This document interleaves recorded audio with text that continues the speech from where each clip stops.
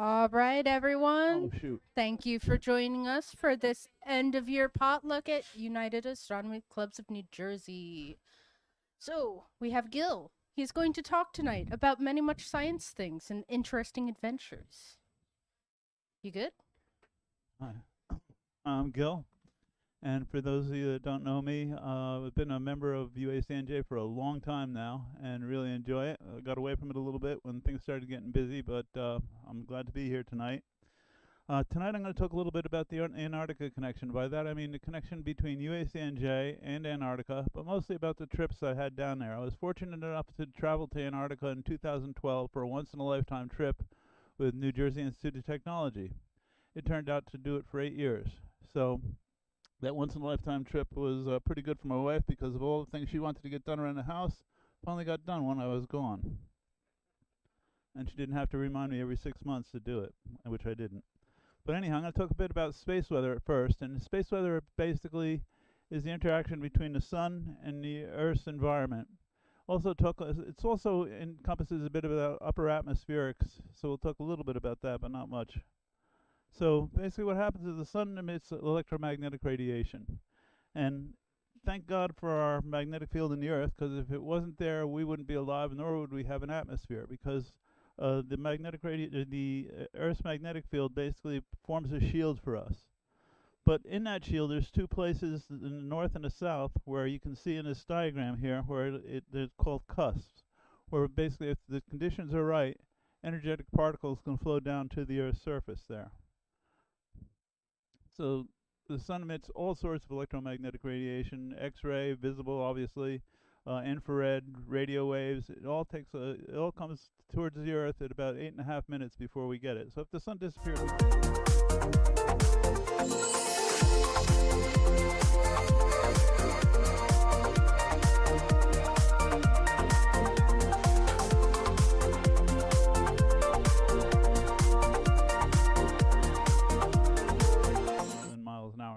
towards the Earth. So the environment, due to our magnetic field, is actually quite complicated. But in this diagram, you can see where the cusp is. The cusp is where basically I was talking about the North and the South Pole, where this energy can come in. The Van Allen radiation belts, there's actually shown one here, but there's actually two, and actually a short-lived third one too, are out there, and they protect us as well. Basically, that's where particles get trapped, high-energy particles get trapped in the magnetic field. But it's kind of interesting. The magnetotail that goes out to the back, it's kind of like blowing on a bubble where you elongate it. Goes out for quite a long ways.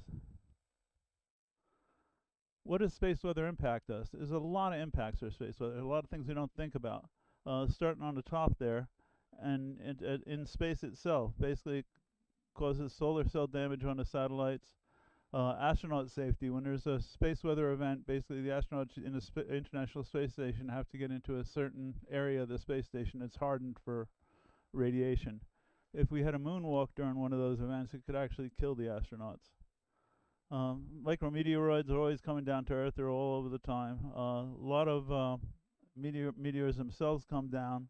The best place on Earth to find meteors, by the way, is Antarctica, because with all the ice there, if there's a rock on top of the surface, it's a meteor. It's the only way it's going to get there.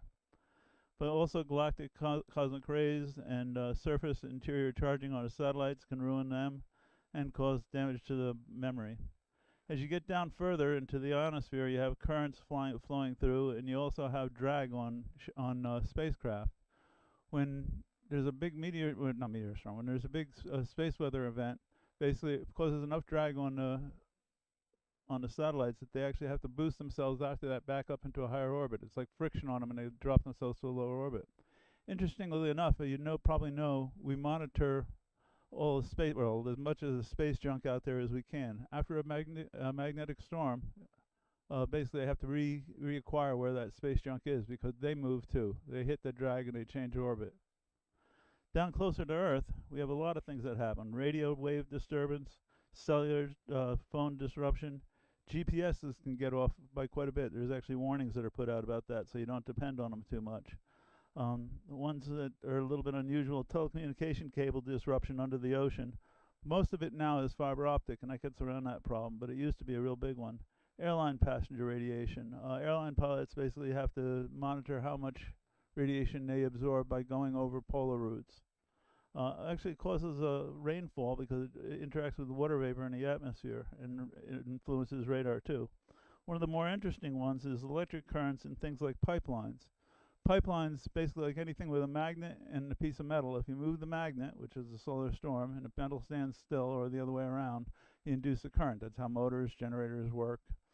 What happens is where the welds are in these pipelines, basically the welds are a dissimilar material from the regular pipe itself, and they start corroding over time due to the hundreds of amperes of induced current that gets in these pipelines. The one we're most familiar with is the electrical grid disruption. I'll talk a little bit about that in a few minutes, but yeah, where it actually knocks out transformers and induces huge currents in the electric lines. So New Jersey Institute of Technology Center for Solar Terrestrial Research is basically, Chris works for them, and I do too.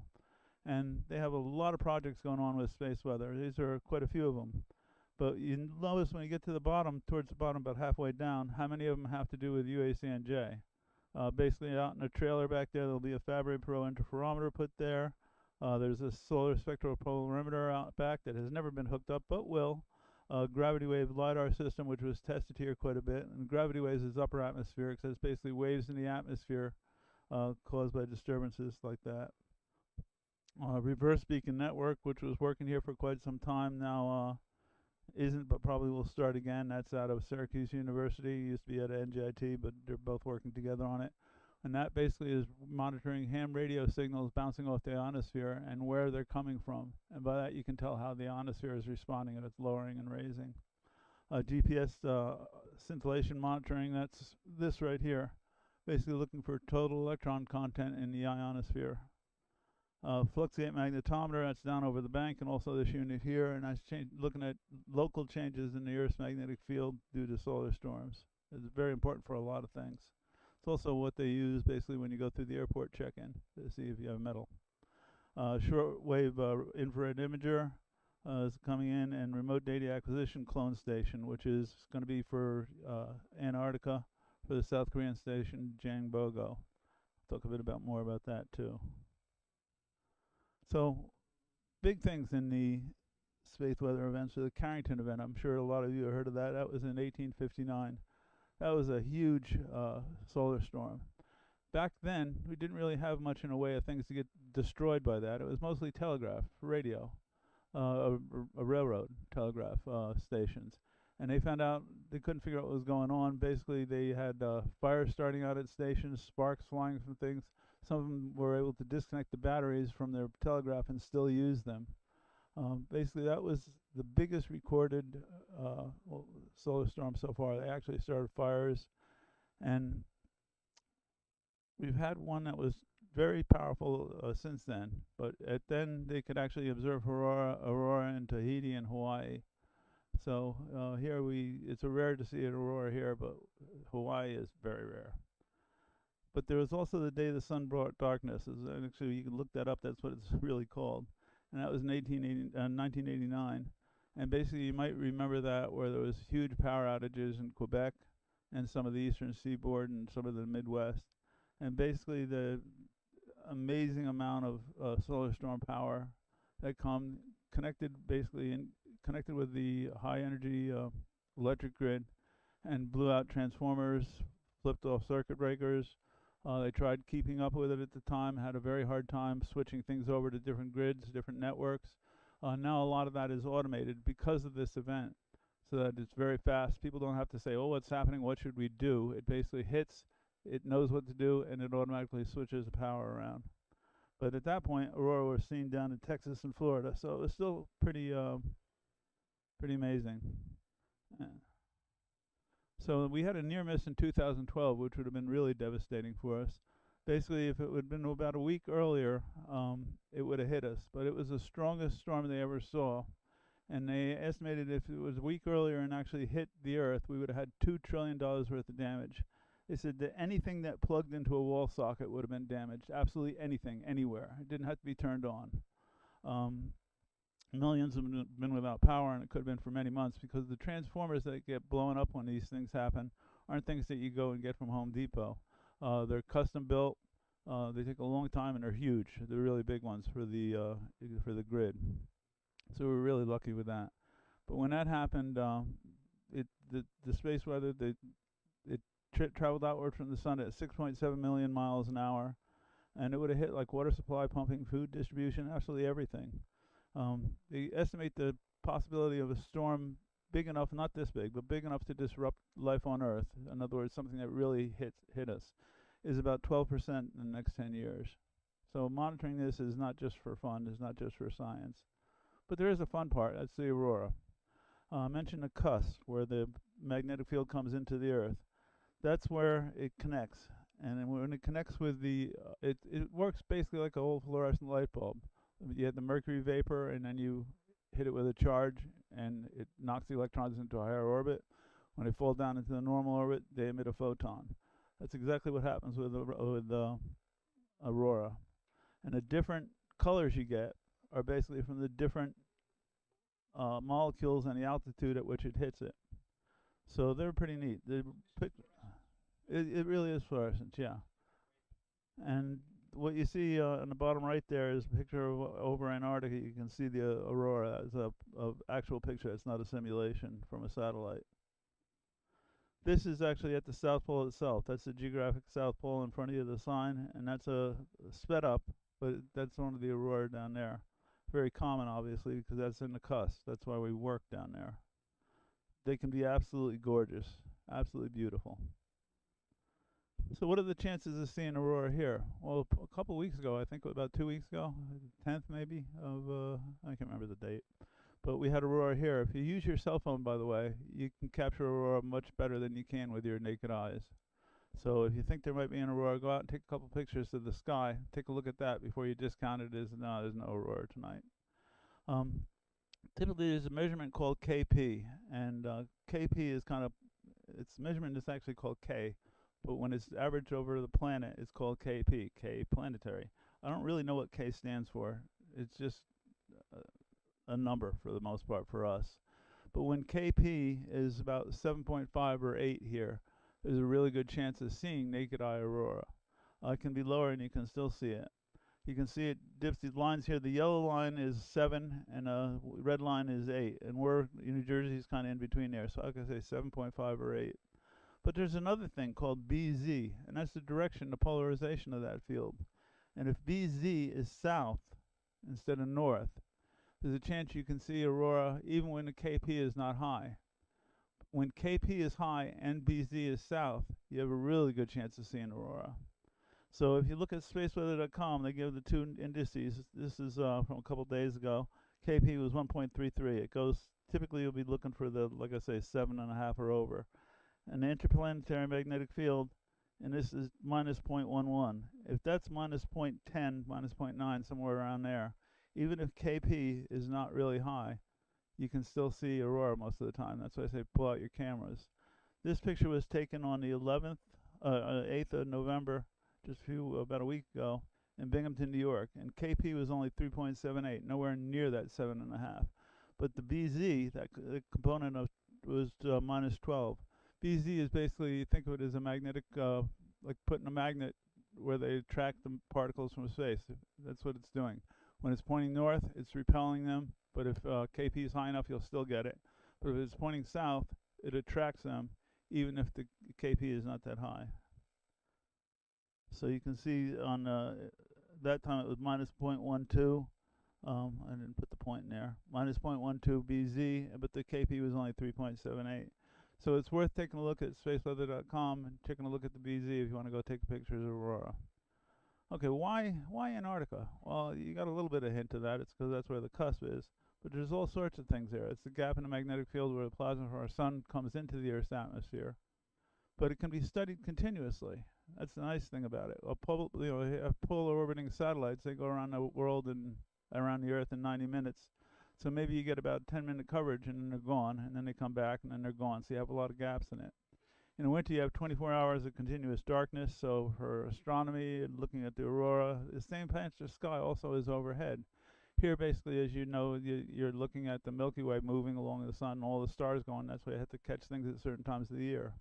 Down in Antarctica, you have the same patch of sky over your head all year long. It turns, because the Earth is turning. Well, it doesn't turn. The Earth is turning, so you see different parts of it. But you always see in the same part of the sky. So you can really do long-term studies on a certain patch of sky, which comes in handy with the 10-meter telescope down there, microwave telescope. In the summer, you have 24 hours of continuous daylight. So it's fantastic for solar measurements. The sun's not setting. It's there all the time. You can look at it day and night. There's no difference. It's there. So you get continuous data from it. No gaps whatsoever. The other thing is basically due to the being there, you have no electromagnetic noise, no light pollution, very low moisture, atmospheric moisture. It's actually considered desert. And you have a large area of landmass, so you can set up anywhere you want and look at different parts of the cusp. A lot of people don't know much about Antarctica. I didn't before I went down. It's huge. It's about 1.5 times the size of the United States. You don't usually see it because it's just a little squiggle on the bottom of the map. Looks kind of like dirt. But a Mercator projection, but it's very, very big. A couple facts here about Antarctica itself. It's cold.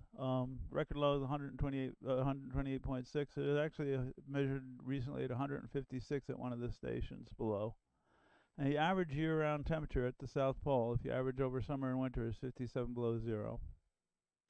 Over 99% of the continent is ice, and the ice is over 1.2 miles thick. At South Pole is at 9,300 foot altitude, which is kind of strange in itself, but 9,000 feet of that is ice. There's only 300 foot of continent under there.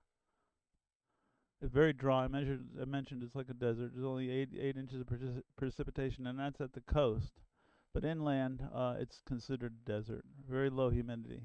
Very windy. High sustained wind, 218 miles an hour. At Black Island, where we get our communications from McMurdo, they had 223 mile an hour sustained. There were some really crazy pictures about that.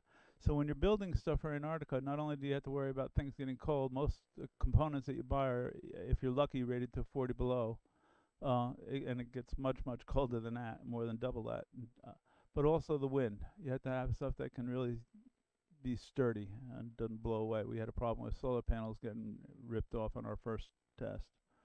At Vostok, which is very near one of the EGOs that I go to, which I'll get to, their average wind speed all year long is 50 miles an hour. You know, when we hit winds here at 50 miles an hour, it's quite a deal with trees blowing over. The nice thing about Antarctica, there's no trees.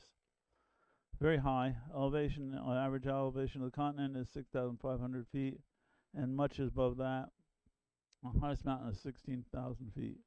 And it's lonely. There's not many people down there. In the summer, you have maybe 5,000 people over the entire continent. 120 people at the South Pole Station in the summer, only 40 in the winter. And so when we go to the remote field sites, there'll be 3 or 4 of us, and we're out hundreds of miles from anybody else. Dropped off, they fly us out there, drop us off in a plane, and they take off, and we're off by ourselves. It's kind of neat. So how do you get there? Well, basically we take a flight, commercial flights, until we get to New Zealand. And then from New Zealand on, it's the Air Force that takes us to Christchurch to McMurdo, which is on the, it's actually not on Antarctica, it's on Ross Island right off Antarctica. Here's the places that I go in Antarctica. First off, I start at McMurdo. That's where we get flown to when we leave New Zealand. And then from there, I fly up to the South Pole, and that's basically serves as headquarters. From the South Pole, I worked at the automatic geophysical observatories. There's 5 of them. There's actually one at the 6th one that you see with an X. That's we weren't able to get to that for quite a few years, and it drifted over. The meteorologist says it's probably about 70 feet deep right now, so we'll never see that again. But that's not the point anymore. We used to fly. Well, when we go to the EGOs, we also with the EGO 5, the one over here. We now go to Concordia Station, which is a French-Italian station, and then fly from there because it's a shorter trip. And where we're putting in new equipment is Jangbogo. That's about 235, 240 miles from McMurdo. You can't get that over land now. You have to take either plane or boat. When you get down there, one of the first things you do is you get outfitted with clothes for Antarctica. You get, for flight requirements, you might have to have goggles, balaclava, red parka, which is good to 60 below zero, mittens or gloves. They tell you which ones you can have. Wind pants and bunny boots, or better boots than that. But you have to have all those on a plane. The flights down there I mentioned are with the Army or the National Guard. They can be extremely packed. And if you're thinking, my 17-inch seat on a commercial flight is terrible, when you're down there, you actually have to interleave a lot of times, interleave your legs with other people just to fit. So when you have to go to the bathroom, you literally have to climb over people. It makes commercial flying, even with 17-inch seats, seem rather good. Strange things, though, they still enforce all the stuff they do here. You can't have any sharp objects, no knives, no pocket knives, no screwdrivers on your body. But once you get on a plane, there's a nice hatchet mounted on the wall. And their emergency exits are a little bit different than ours too. It's basically chop your way out. No emergency doors, so it's kind of unusual. I got to sit up in the cockpit a couple times. There's not much to see because you're flying over the ocean most of the way, but it was just kind of cool talking to the pilot and co-pilot and the flight engineer and finding out how things worked up there. I like that a lot. Like a little kid. One of the things that go into Antarctica is that you have to be careful. They not us, but they have to be careful about how far they go before they turn around. Why would they turn around? Weather in Antarctica can change in a minute. Well, not a minute, in an hour or two. It can go from being good, where you can land a plane, to not good, where you wouldn't want to land a plane if your life depended on it, which it would. So what they do is when we get all packed up, we have a boomerang bag, which has the clothes in it that we don't want to bring with us.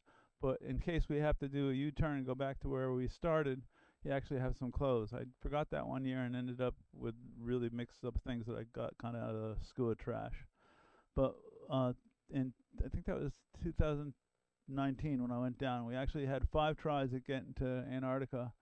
3 we actually got on a plane, three times. One of the times, the longest time, we were 5.5 hours out, and we had to turn around because the weather was cold in Antarctica. So we were on a plane for 11 hours and landed in the airport we took off from. Really kind of disheartening. Leave at 3 in the morning, and you're back 11 hours later. And that was, as you can see where the line is, I actually traced this with my GPS, which I had in one of the portals, so I could see how it was. But I can tell you at the end here, if you zoom into that, it takes them 14 miles to turn around a C-130, 14-mile diameter. But when you do get there, when you finally get there, you fly over the Transantarctic Mountains, which are a huge mountain range that runs across east-west Antarctica and basically kind of splits the continent. It's beautiful to look at. This is Transantarctic Mountains where it pops up above the snow, and it can just be really kind of surreal to look at it. And you can start seeing where the glaciers are running through all the snow.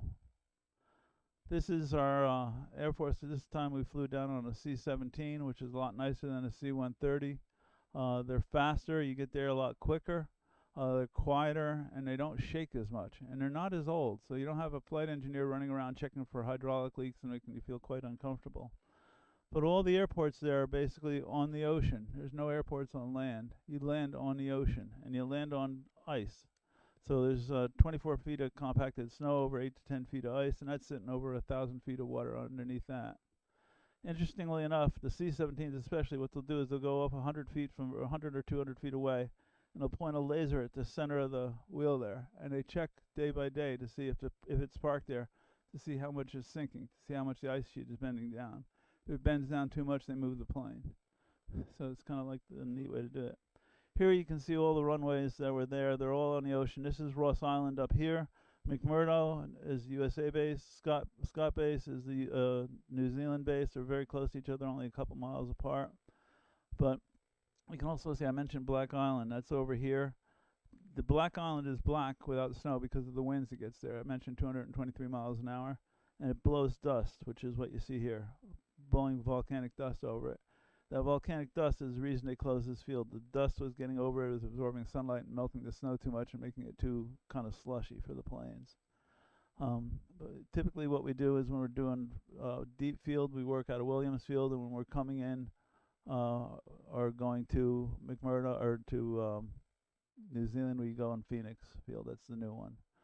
We used to use, when I first started going there, an ice runway that's there, but this line here, you see, is the line between the permanent ice that never melts and the seasonal ice. So what they do basically land here because it was very close to the station, but they actually dragged all the equipment from the runway and airport into land at the end of the season before it melted.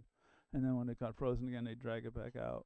It was kind of a crazy thing to do, but did a lot of crazy. Oh, that's a plane basically that crashed there, I think late 70s, if I remember correctly.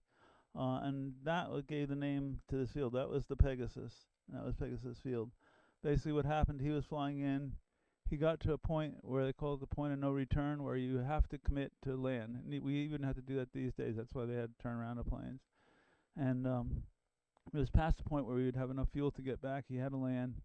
It was a condition 2, which I'll get to that in a minute. And when he landed, he did a perfect landing. Unfortunately, there were 6-foot snow drifts, and it ripped off one of the wings. And nobody was hurt, but they had to get into McMurdo, and this is quite a ways from McMurdo. Where was that? Yeah, right here. It's quite a ways in where they pick you up. And due to the weather being so bad, it took them quite a few hours to get out to the plane to get the people, pick up the people. And by then, a couple of them were borderline hypothermic, and that's the reason that you have to have all those clothes to wear when you get on the plane. Ever since that accident, you can't just have them packed. When you get there, you get on one of these weird vehicles. This is one of the worst. This is called the Delta. It's a World War II vehicle, and it rides kind of like a little red wagon that you pull. That's about the kind of the suspension it has in it. Just bang, bang, bang over all the ice. Very uncomfortable. The stairs are steep as could be. People have fallen down them all the time. If you're a little bit nicer, you get on Ivan the Terra bus. It's a 67,000-pound bus. It's 6-wheel drive with huge tires. It's actually very comfortable. It's very slow, but it's comfortable. And sometimes you get picked up by the Crest, which is just this really weird machine down there. That's gigantic. They either put a passenger cabin on it or they lift that off with a crane and actually use it for materials that they haul around. That thing is huge. The tires are about 3 foot wide. So that comes out to the airport, picks you up, and takes you in. Once you're into McMurdo, which are, by the way, now completely redoing and remodeling, but it started out as a naval station in the late 50s, and a lot of the buildings are still dating back to that. So it's pretty grungy, kind of like a North Bergen industrial area in a lot of ways. It really, it's not sexy at all. But they do store 17 million gallons of AP8, which is like JP8 jet fuel with an Antarctic blend. And that stuff runs most everything there. Almost everything runs on jet fuel, but they do have diesel and they have MoGas also. Um, you can see there's quite a bit of buildings there because basically when you think about it, when you're down there, it's not just a bunch of scientists working. You need everything you have up here. You need welders, you need electricians, you need carpenters, you need janitors, you need bakers, you need people to clean the toilets. You need everything. There's no other place to go. It's not like you can go to Home Depot and get a part or go down, and get a pizza somewhere unless the people are there to make it. It's also the distribution center and basically logistics for all the stations in Antarctica, all of them being the South Pole, and I lost the name of it, the one out on the peninsula. Palmer Station. That's the tropics. They're even above the Antarctic Circle, or the Arctic Circle. So yeah, so all that is there, and it's a volcanic island. So all the rock is volcanic, and they do strange things like they make dirt. They actually crush, they blow up volcanic rock and then run over it with bulldozers until they make dirt, so they can use that to fill in holes and pack roads and things like that. In the background is Observatory Hill. Typically, one of the first things you do when you get there is climb to the top of Observatory Hill, get a view of everything. There's a cross on top of it that was erected in 1913 by the Scott team, waiting for them to come back, which they obviously never did, not alive anyhow. It was in memory of their exposition. You can see out here, this is Williams Field. This is one of the airports out on the ocean. So this is the view from the top there. Basically, when I'm there, I work up in a far right corner, up in that area, and live down here. You either stay at one of the dorms. Those are the uppercase dorms, and there's also lowercase dorms, the lower ones. A lot of equipment there, heavy equipment, and anything you can think of that you'd have here, you have to have there, as I mentioned. One of the first things you do every year is go in for orientation and training, where you learn basically what to expect. And the funny thing is, even if you go there for 8 years, you get the same thing you got the first time you went there. It's like when you do the physical qualifications, they do blood work. Every year they find my blood type. It's not going to change. I'm A-. If I worked a little harder, maybe I could have had A, but anyhow. So weather can be kind of crazy, as I mentioned. Winds are actually something to watch out about almost more than temperature. But condition 3 is normal, acceptable weather. Condition 2 starts when it starts getting cold, 75 to 100 below wind chill. Condition 1 is bad. Condition 1 with wind chills worse than 100 degrees below zero and visibility is less than 100 feet. This may work. I'll show you a quick. It looks like it's going to. Attention all stations, stand by for severe weather condition announcement. McMurdo weather is set to severe weather condition 1 for the following location. McMurdo Station, T-site, arrival site.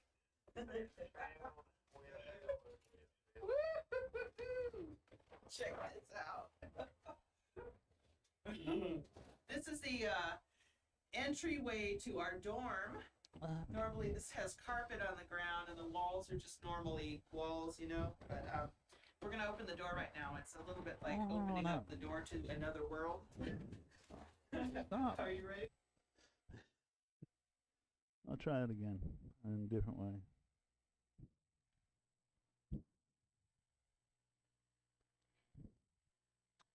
Maybe I won't try that at all.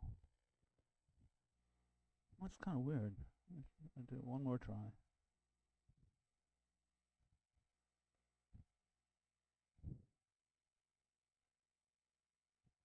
Work. Attention all stations, stand by for severe weather condition announcement. McMurdo weather is set to severe weather condition 1 for the following location. McMurdo Station, T-site, arrival site. Okay, I'll give up. It worked here, it didn't work there. It's enough. Go away. This is the entryway to our dorm. Oh, we'll give that up. But anyhow,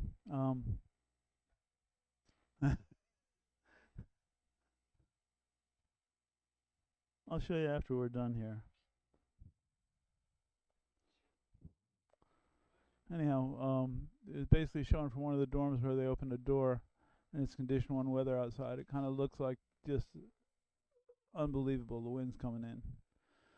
when we first went down there in 2012 for the 2012-2013 season, that's when I worked in deep field. So like I mentioned, South Pole was kind of my headquarters, and from there I went out and worked out way far away from anybody else. And to do that, you have to do this called Happy Camper, where you go out with a bunch of people you don't know that are also going to work in other places in deep field and learn how to set up your tents and get everything ready and get your cook stoves working and take care of the weather.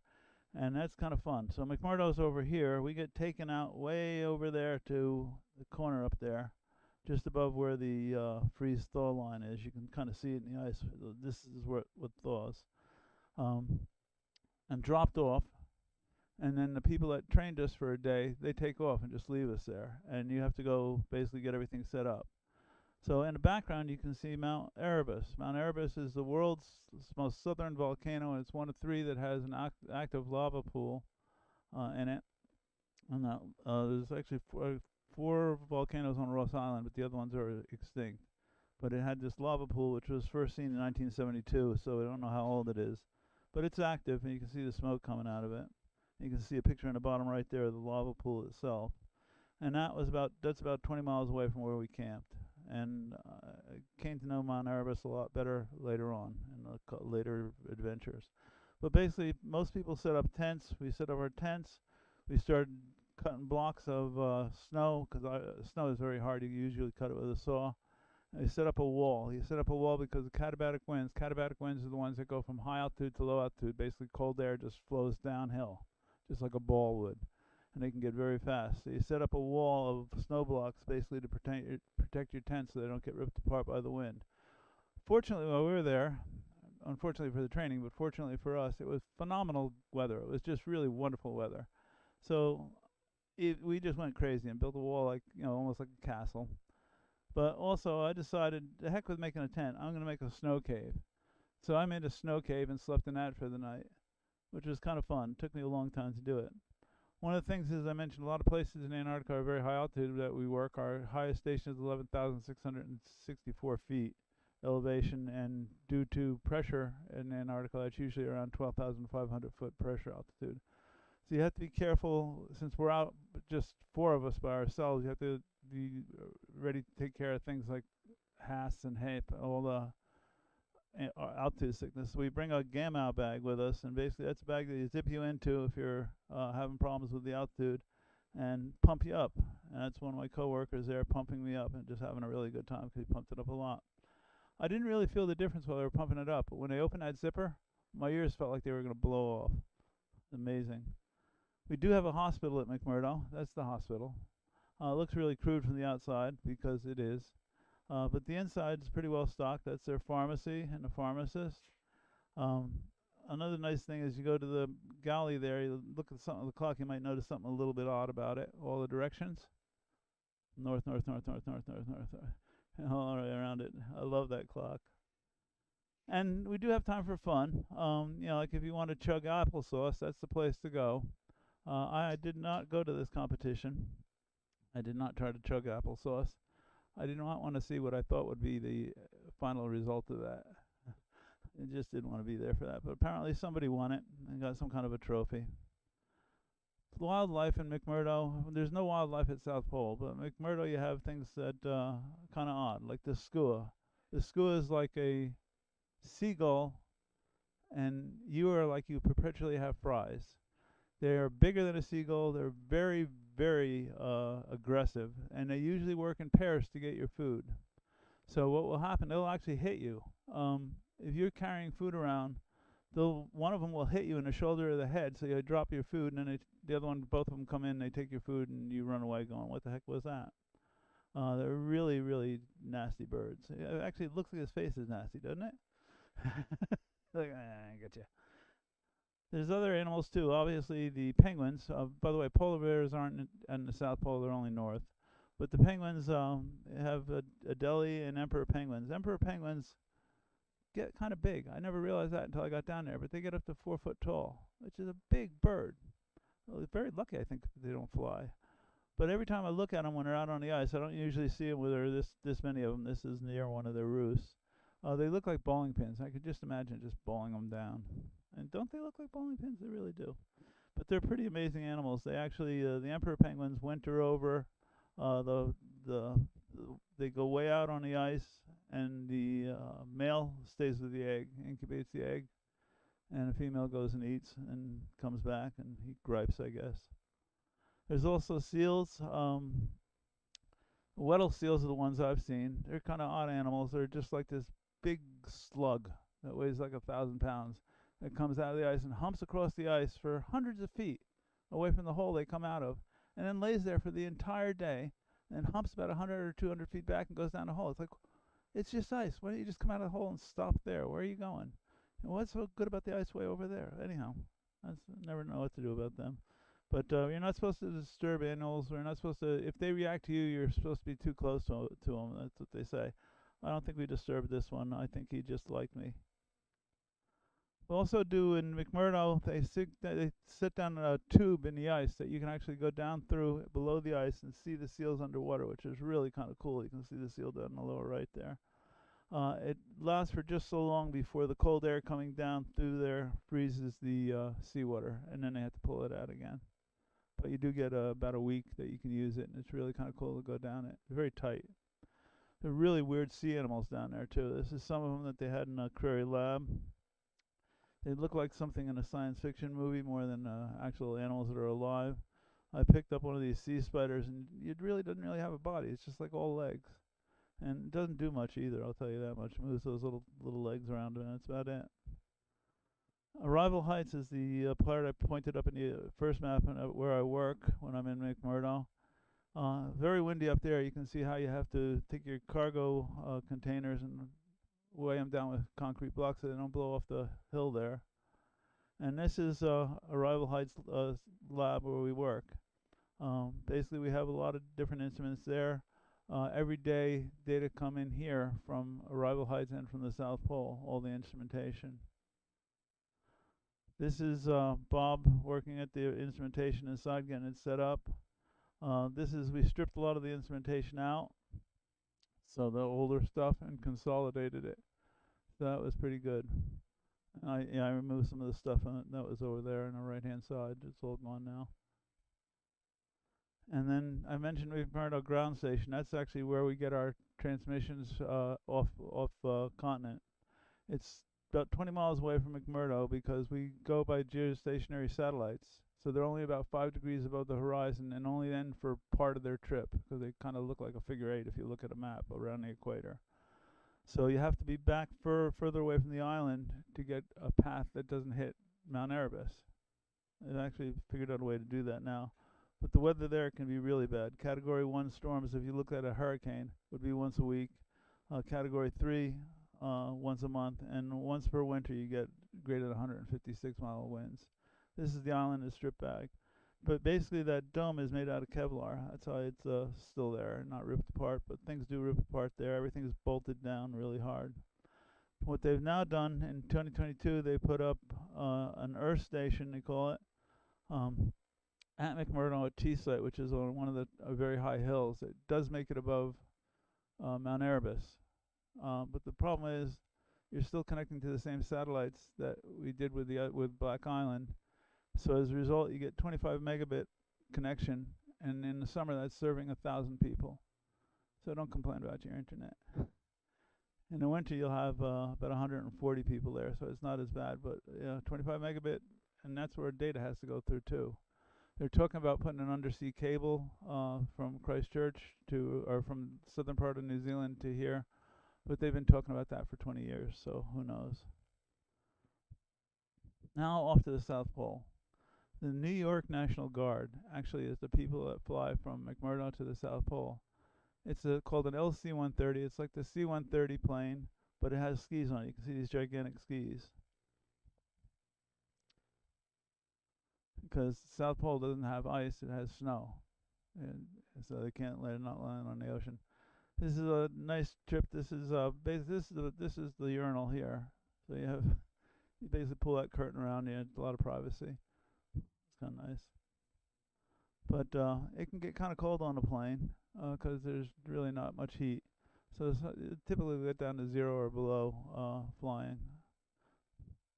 But again, you get to go over the Transantarctic Mountains again and see these beautiful glaciers flowing through. Beardmore Glacier is, I think, 125 miles long. 125 miles long and 25 miles wide. Constantly, all the snow just constantly moving from the higher altitudes to the lower altitudes. Land at the South Pole, which is called NPX, which makes it very confusing, but it was basically named after the Navy Pole Expedition. But it looks like it should be North Pole. Anyhow, it isn't. When they land, they keep the engines running full tilt all the time. Interestingly enough, the C-130s, the engines are always running at the same speed. They just change the pitch of the propeller, but they're constantly the same speed, whether it's on the ground sitting there, whether it's flying, whether it's accelerating down the runway. The engines are always at the exact same speed. So you fly out, they try to keep you away from the propeller so you don't get chopped up, and you go into the South Pole Station, which is kind of new. It was built just about 20 years ago. It's really nice. Really nice inside too. Nothing like McMurdo. You can see it's up on stilts, so you can go underneath, ride a bicycle. I rode a bicycle one day. That was kind of fun. It's really strenuous though, because you're at high elevation. But this station can be raised up supposedly 24 feet from where it is on those stilts. They keep talking about that, but they never have done it. They're a little bit like, we never did this, and if it screws up, what happens then? So it's never been done, but they're thinking about it. This is the whole immediate vicinity of what's at the South Pole Station. You have the South Pole Station itself. You have a whole bunch of storage berms out there. You have what they call summer camp, whereas they're building something new, they'll have contractors come in there. You have maintenance sheds, and then underneath here you have the fuel arches. And over here, you see the geographic South Pole. But the ceremonial pole with the flags is way over here. Why is that? Well, I mentioned this thing's at 9,000 feet of ice. That's moving towards the sea. So the ice and the station and everything you see here moves about 33 feet a year towards the sea. So every January 1st, they come in, and they come in and figure out where the new South Pole is. The Earth's South Pole stays in the same place. That one doesn't.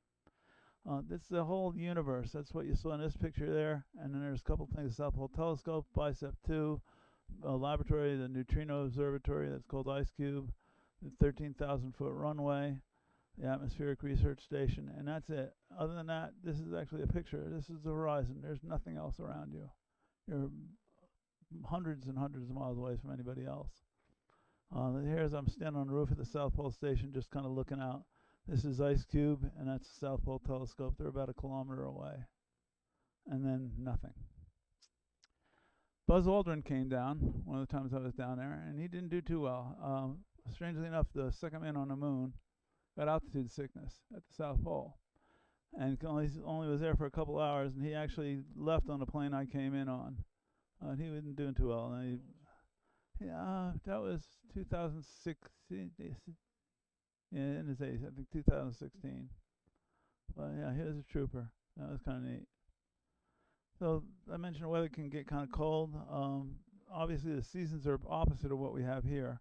So our winters, they're summer. So they're heading into summer now. But early fall, you can get like a cold day, 102 wind chill below. But in the middle of winter, it can get very cold, 108 below, 164 below wind chill. And I mentioned the pressure altitude is not 9,300 feet. It also depends on what's going on. So that day it was 10,800 feet. Well, I've been there in January where it hit 0. Yeah, that's warm. That's. I mean, you're literally out in your t-shirts. Everybody's running around having fun. Yeah, it gets really warm. The cold days, there's a thing called the 300 Club. At the South Pole, there is a sauna that you can heat up to 200 degrees. And if the temperature is 100 degrees below 0 or less, you are eligible to go to the 300 Club. And to do that, you have to take off all your clothes. All you can wear is gloves and boots. And you have to run out and touch the South Pole marker and run back into the station. And if you do that, you get a t-shirt and you're in the 300 Club. You can see the feeling about the weather is a little bit different here, as you see in their little newspaper. The weather briefly turned milder after the storm, with temperatures approaching minus 30 degrees Fahrenheit on a warm day.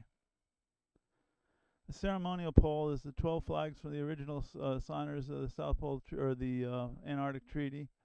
It's really kind of a cheesy thing. It's a bamboo painted rod with a plastic ball on top, but it's still kind of cool. This is the actual South Pole. I mentioned we move every year. We literally move it. USGS comes out and says where the new South Pole is on the ice. We grab the sign, we run over there, we put down a new marker that's built over the winter, and that's the new geographic South Pole, at least for that day, and then it moves 33 feet a year. You can see the snow drifts get pretty deep, like very fast. When you go underneath the South Pole Station, there's a lot of things to see down there, like the fuel. We store 475,000 gallons of fuel down there to get us through the winter. When you get under the surface there, the temperature is the average temperature of the South Pole, year-round temperature. So everything under there is 57 below zero. So that's where we store our food too. So when you have ice cream down there, we get it in 5-gallon buckets. It's at 57 below zero. So when you bring it topside, it's usually a couple days in the freezer before it's soft enough to scoop. I became a hero when I took a 2-inch spade bit and drilled into the ice cream and whipped it up. And so when we were out of ice cream, we were able to get that ice cream within about 10 minutes. It was a clean spade bit. It was not one that was used to drilling already. There's ice tunnels down there. The ice tunnels have a very big purpose. There's no water. It's 57 below. Where are you going to get water? The only way you get water is to melt ice. So what they do is they make these things called rod wells, and basically they use the excess heat from the generators, the exhaust heat and the coolant heat, and use that to melt down through the ice.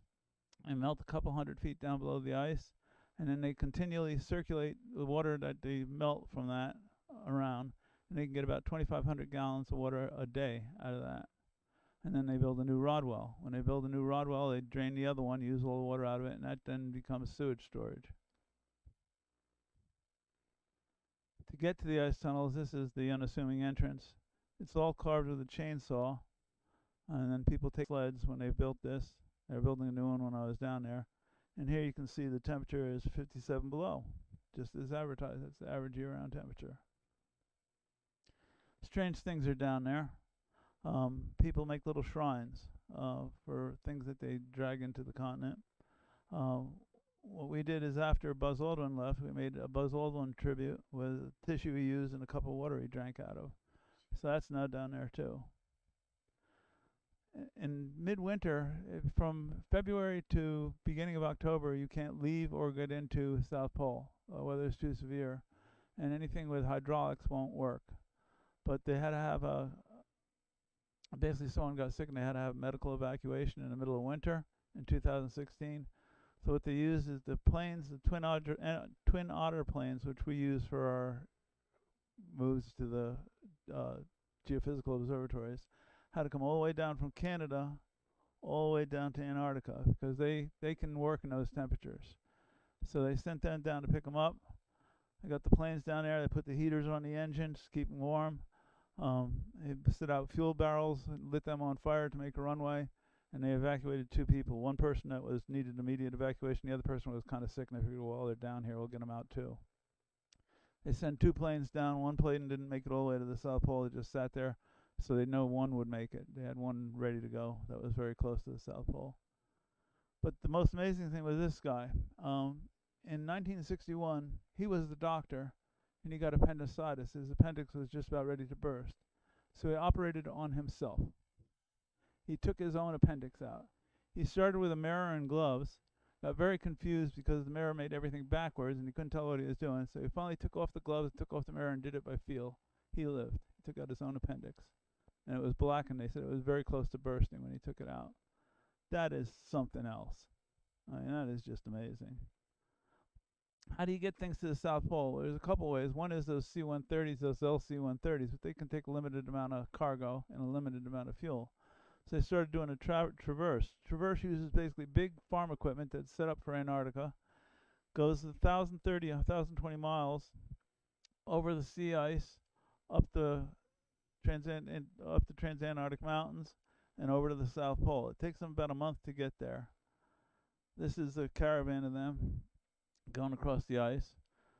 Huge equipment. They bring their own living quarters. They bring all the fuel they need to, and they bring cargo. Here's their living quarters, and there's their kitchen that they bring with them. That's me standing next to one of them. You can see the really huge equipment. And this is how they don't fall into crevasses in the ice. This is a ground-penetrating radar, and the first lead vehicle, actually has this in front of him. look for crevasses that may have been snowed over or covered over so they don't crush and fall through them. I was on this tractor once and I was looking at it, and we were driving over the ice. And it's kind of amazing because you can see how smooth everything is. I did not see any crevasses. But the guy was telling me, yeah, I have this much room to know that I'm getting to a crevasse. And I'm looking at this thing that never changes, and all of a sudden it does. All of a sudden there's a crevasse. Stop, everybody stop. So when they do find one, they typically blow them up, so that it's not. I don't think they do it for fun, to tell you the truth, but they say it's so that nobody else goes into it. You can see here, there's their living quarters. Here's how they bring the fuel. Each one of these things holds 3,000 gallons of JP8. You can see the hitch bar in front. So this is 24,000 gallons of fuel they bring with one tractor, as opposed to 3,000 gallons of fuel they brought on LC-130s. It does snow a lot out there on part of their trips. They have a lot heavier snow than they get at the South Pole, and they can get quite snowed in.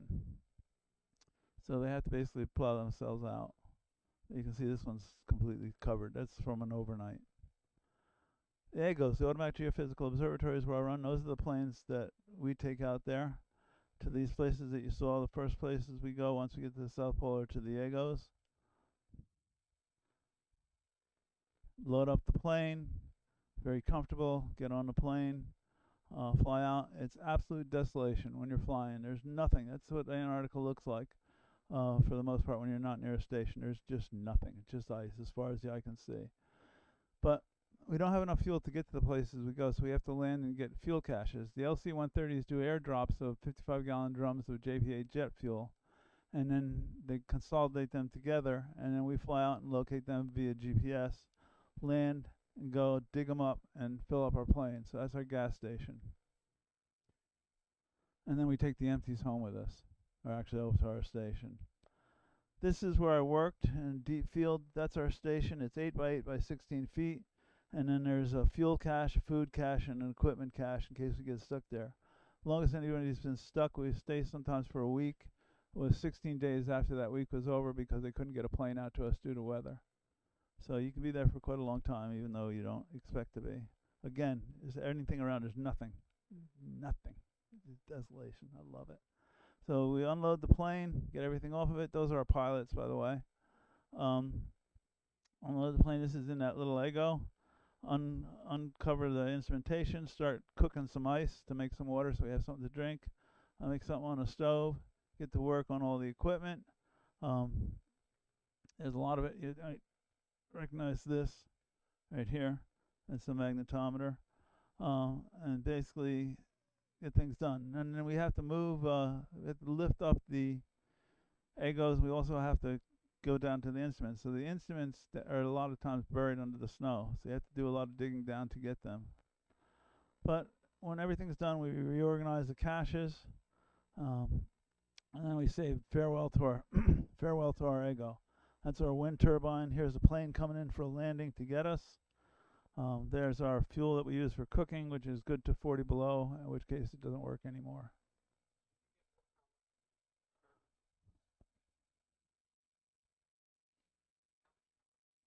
We get 1,000 watts from the wind turbine when it's under a good wind, which is a lot of times out there. There's always wind.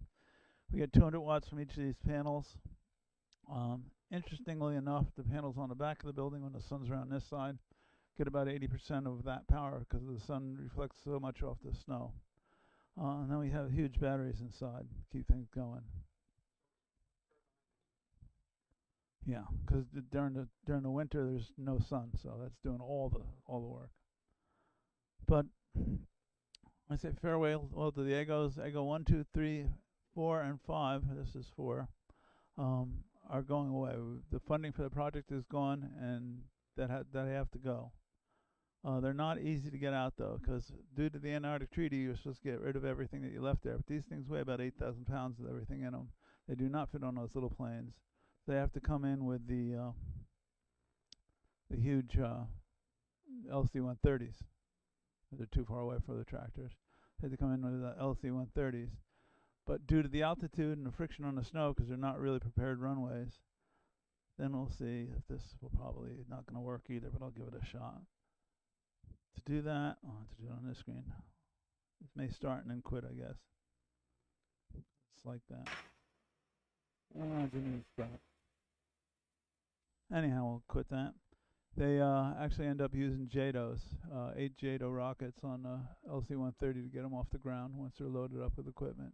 So it's very expensive to get these out of here. And our take on it is National Science Foundation. So our take on this is they're probably just going to end up, it's going to look like this after another 30 years. And the stations will be down there like EGO 6 was. Never know. But the successor to the EGO, if you look out back here by the slab, you'll see something that Chris actually did most of the work on putting this together. But this is the successor to the EGO. It's a miniaturized version of the stuff. Obviously, you can't have instruments like this in it. You can have one of them, but you couldn't have much. So everything in there has to be small. Right now, we're just using a flux gate magnetometer. But the EGOs have a lot more instruments than that. And for solar power, basically we almost have as much solar power as we had on the EGOs. Wind turbine's a bit smaller, well, quite a bit smaller. This is the ones out back here and under test here.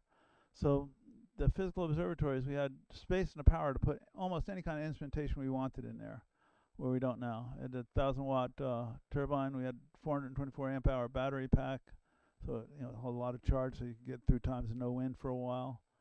But very expensive to service, and it was multi-day deployment. They'd take us out there by plane, drop us off, we'd work, and then they had to come with a plane, pick us up again. Very expensive to do because we had to carry a lot of equipment with us and a lot of spare parts because we didn't know what was broken until we got there, and we can't go back and get it, and we brought it all with us. So funding had ended, and we will never go to those again, probably to the EGOs, which is really a shame. But we had a flux gate magnetometer, search coil magnetometer, 2 very low frequency receivers, rheometer, a total electron content receiver, and weather stations there. Whereas the EGO in a box that we built now is limited space for instrumentation, so things have to be much more miniaturized. The flux gate magnetometer we have in there, instead of using something big like this, uses a very small control box. 350 watt wind turbine and 112 amp hours battery pack. By the way, those are the rated power. Once you get down in the cold, we typically derate them by 50%. And so servicing or upgrading or replacing is basically just bring a new box. Take the old one out, put the new one in with your new instrumentation or repaired instrumentation in it, which is something we couldn't do with the EGOs. Basically, we had to fix what was there, bring stuff in and integrate it with the systems. Right now, there are only 2 instruments there, a flux gate and an ionosonde that are in that. The ionosonde is not quite working. What that ionosonde does is send out basically chirp radio signals that bounce off the ionosphere, and what they're looking for is where the total electron content, there's areas that it's denser, and they're trying to find out where those are.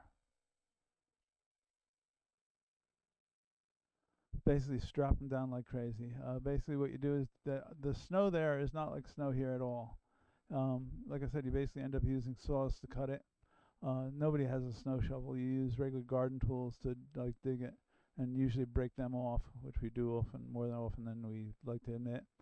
But you dig down through that quite a ways, put a piece of plywood there with a bolt on it, put your guy wire on that, and then put the snow back on top of it, and you can't pull that out for anything. Unfortunately, where they're getting put is at Jangbogo to test the first year. As you can see, there's not snow there for the most part. It's right on the edge of the ocean. And it's kind of like McMurdo, the snow in Black Island, where the wind blows off a lot of the surface. So you have loose volcanic rocks. The first test they did with this, they didn't anchor them down too much, and it basically turned those solar panels into kind of twisted spaghetti pretzels. That was the end of it. They blew over and blew apart and broke all to bits. But this is the Jangbogo station. This is the South Korean station. That's where the ultimate destination is now. There's actually one being shipped there now. It'll be tested there for a year, and then it's going out in deep field. So once it's out in deep field, it'll be similar to the EGOs. But again, servicing is basically take a new one, plop it in, get the old one out of there.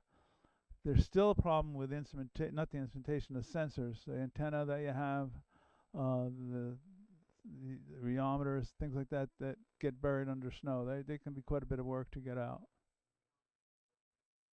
Basically looks at the sky, looks at also a way of looking at the ionosphere. There's imaging rheometers and broadband rheometers. So, Flying out of there, now we're on our way back to McMurdo. We still have Ego 5 to go to. Ego 5, easiest way to used to be to get there would be go back to McMurdo because it's closer to McMurdo than it is to South Pole. So what we do is fly back to McMurdo one day, and the next morning we get up and fly off to Ego 5. You don't want to be at McMurdo too long because if you're there for any length of time, you're not acclimated to the altitude anymore, which they won't let you go unless you're altitude acclimated. So at the South Pole Station, you're at 10,000 foot pressure altitude, you're acclimated. You can go 11,500, 12,000 foot, no problem. And they know you're all set for it. But once you're down to McMurdo for a few days, you no longer are. We get a nice Delta ride back to the station. And unfortunately, like so many things in Antarctica, nothing happens the way you expect. We're there for 5 days because of weather. We're not acclimated to the altitude anymore. But there's another way to do it, that volcano. So what they do is put you on a helicopter, fly up to that volcano, you set up your camp, there's our 4 tents that we set up, and you live there for a better part of a week at 10,600 foot altitude on the side of the volcano, on the top of the volcano actually. This is Fang Ridge. That's part of the caldera of an earlier eruption. But you could actually climb up and look down into the volcano itself, and 2 of our party did, and got into trouble for doing it because a plane flew overhead and said, "What the hell are those people doing there at the in the caldera?" And that's supposed to be there, so they got in trouble, but not too much. But it's kind of cool. And then so you're acclimated for it. Now what they do is now you get flown directly. You wait for good weather. You stay there until there's good weather. The helicopter picks you up, brings you directly to the airport. You get on a plane and you're off within an hour, so you don't lose any of that precious acclimatization. Interestingly enough, you fly over the dry valleys to get to Ego 5. Dry valleys, basically, they estimated for over 2 million years, it has not had rain or snow in those dry valleys due to where they are. So they're a very interesting place scientifically to study. Get to Ego 5, we set up our tents, get to work. Part of my work was flying a kite. I had a lot of fun doing that. I thought I was doing really good because I kept it up in the air for a long time. So I ended up tying it to a little signpost we had out there when I had to start working. And I forgot about it. Next morning it was still up in the air. The winds are steady. I had nothing to do with keeping it up there. Here our plane comes in to pick us up. This is our twin engine Otter. Take us back. And now we're getting back to McMurdo. And now it's getting late in the season. This is just when we're leaving. And you can see where the icebreaker came in. The Polar Star icebreaker. Polar Star icebreaker is quite an amazing ship. It's 78,000 horsepower. It can break through 26 feet of ice. It can go 6 knots, travel at 6 knots through 6 foot of ice, just cruising right along. But the United States only has one icebreaker. The other one we had, which is called, I think, the Sea Star, is now being used for parts. This thing was built in the 70s. It's kind of called a rust bucket. It looks nice, but it's kind of called a rust bucket because the inside apparently isn't nice. And it breaks every time it's down there. Something broke on it. So they're talking about now about finally building some more. I think Russia, I think, has 40 of them. We have 1. And that's the only way to get major supplies in and out of Antarctica. There it is coming in.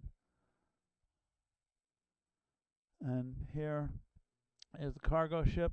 A cargo ship takes over 80 million pounds of cargo on a trip, coming in after the icebreaker comes in. So what they do is they take the cargo in, drop that off, and take any old equipment and a lot of waste and take that back. That ends up in California. The fuel tanker arrives. That brings 9 million gallons of fuel at a pop. And here's our icebreaker moored up next to that. That's a blank slide. Here's now we're heading home. This is the Crest. This is that weird vehicle I said that carries passengers or people. And now we get on the C-17, which is just really lovely to get home on instead of the C-130, which I mentioned was noisy, rattles, and shakes and does everything else. Oddly enough, though, this C-17 came to Antarctica and was circling overhead, circling overhead, and circling overhead. Now, obviously, they take us out to the airfield long before the plane comes. We're watching like, why the heck doesn't he land? And all of a sudden, we see the firemen way out on the ice with brooms. There's emperor penguins out on the runway, and they're trying to get the emperor penguins to go off the runway. they're not scared of anything, and they'll move out of your way if you hassle them. But they're just like, I don't care. They're not going to run like a bird would here, take off. So they had a real hard time getting off, but finally they did, and then the plane came in for a landing, and away we went. Now C-17 full beats the C-130. Much more legroom, much more comfortable, as I mentioned. Much quieter, doesn't shake, doesn't break. And if you ever wondered how the Southern Lights get turned on, there's the switch. And you were asking about UACNJ. Yep, it's there. I put those stickers all over the place. This is a ceremonial South Pole out there. That was it. And thank you for putting up with me.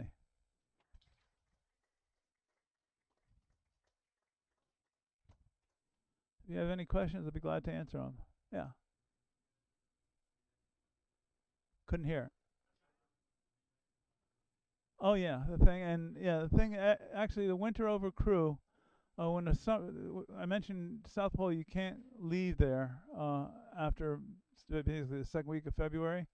When all the summer people are out, everybody on the station, which is typically between 40 and 44, go down in the auditorium and put that on. Every year. That they play both. They play both. Any other questions? No dogs are allowed. No animals that aren't native to Antarctica are allowed in Antarctica. It used to be, but not anymore.